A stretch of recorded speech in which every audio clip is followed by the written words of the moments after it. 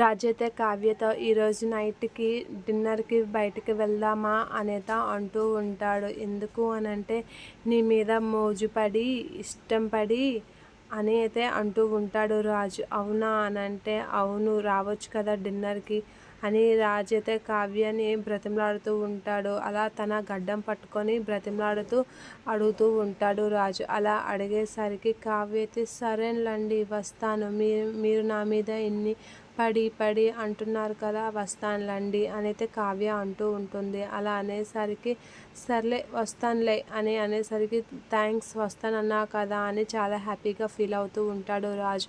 ఆ రాజ్ కావ్య ఆడుకున్న మాటలన్నీ రుద్రాని అయితే చాటుగా విని ఇక రాహుల్ దగ్గరికి అయితే వెళ్తూ ఉంటుంది. చాలా దిన్నగా వెళ్ళి ఏంటి మమ్మీ ఏమైంది అని అంటే రాజు కానీ కావ్యని రాజు మనసులో మాట కానీ కావ్యకి చెప్పి వాళ్ళిద్దరూ ఒకటయ్యారంటే మన పని ఇక అంతే. ఇక రాజు కావ్య దూరంగా ఉంటేనే మన పని అదోలా ఉంది. వాళ్ళిద్దరూ కలిస్తే మాత్రం మనకి ఇక ఏం తక్కువ.